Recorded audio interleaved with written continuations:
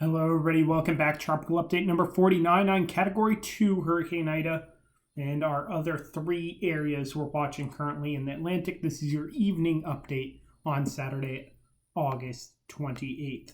Here's a look at the satellite on Ida, as we can see, looking like your classic hurricane as it makes its way towards southeastern Louisiana, where it will make landfall tomorrow as a major hurricane. As we see winds of 105 miles an hour, the pressure down to 969. Hurricane warnings and tropical storm warnings remain in effect for the same areas that they have been in. Let's begin with our wind impacts associated with Ida. Ida's wind, of course, beginning tomorrow morning along the United States coastline, where we see those pink areas in that graphic in the center. That's where we could see major hurricane force winds in red, gale force winds in orange, and tropical storm force winds in yellow in those areas. So that's kind of what we're looking at right now associated with Ida. Again, we can see those watches and warnings in effect for the storm as well.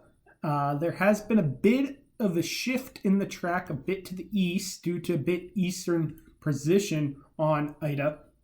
As we can see, the heaviest rainfall will set up over southeastern Louisiana, including New Orleans, which is really just not good news. Now, according to the governor of Louisiana, this is only the second time that the hurricane and storm damage risk reduction system has ever been implemented in New Orleans history. And of course, this is the pumping mechanism that allows the city, which is below water, to not get completely destroyed, or at least theoretically that's what it does. So this is going to be a big test of the system, and it's supposed to work. That's what we always say. It's supposed to work, and we really hope that it does work, and it should work. Only voluntary evacuations in place for those within that system, mandatory evacuations for areas outside of that system. According to the mayor of New Orleans, they would have done mandatory evacuations for everybody, but they didn't have enough time, which is just simply not true. The National Hurricane Center forecast has been at the same landfall point within about 20 to 50 miles since this storm became a tropical depression.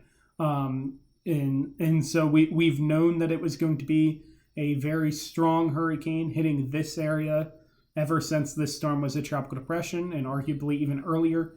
And so there was plenty of time to get a plan in place. Now, again, the main thing that we have here, we have better technology than Katrina. We have presumably a better post-storm action plan in place. And the mayor of New Orleans said that they're already working with FEMA on a post-storm plan for Ida.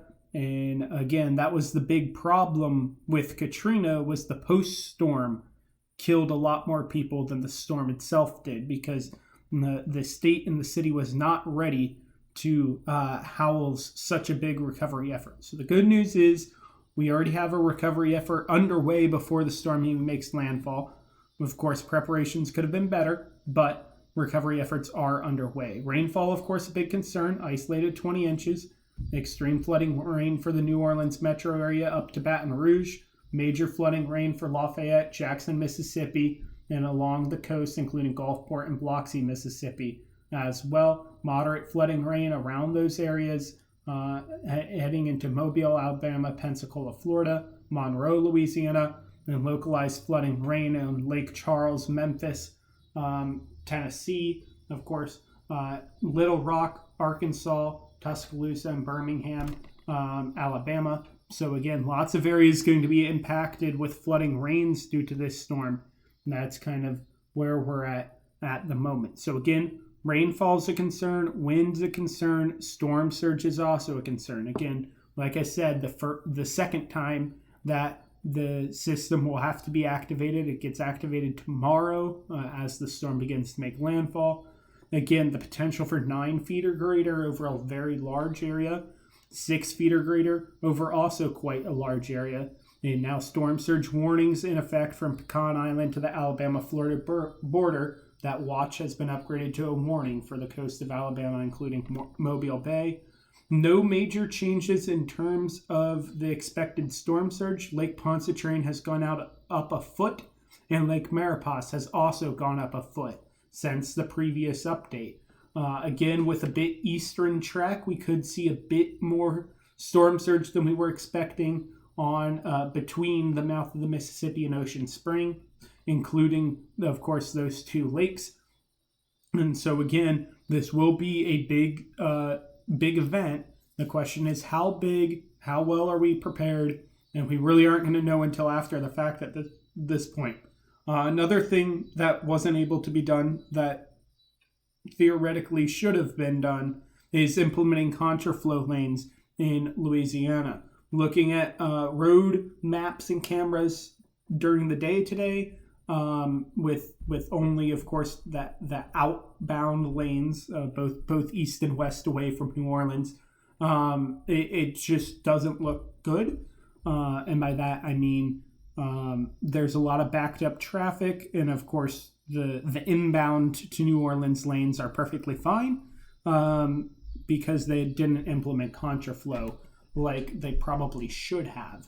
But again, I'm not in charge of these decisions, but you would think we would learn something from previous hurricanes in this region, especially after last year. You would think. Anyway, tornadoes also a concern, up 5% risk for southeastern Louisiana and far Mississippi tomorrow. Today also has a brief risk this evening over coastal areas from Louisiana over to a bit of the Florida Panhandle. And then, of course, that extends inland tomorrow as we move on with the storm. As we can see, the eastern shift here looking more like a, I think, Morgan City-ish area landfall, which is about where it has been, but it's just a little bit to the east of where it has previously been said to be at. Again, we're currently at a Category 2 strength. National Hurricane Center brings it to low-end Cat 4. And if it rapidly intensifies, let's say 30 knots in the next 24 hours, it does bring it to a mid-range Cat 4, as we see by that green line, that neon green line on the intensity guidance for now. So we'll see exactly what happens with it. Again, unfortunately, there were supposed to be 2 planes in it this evening, and one of those planes had to turn back and the other one already left.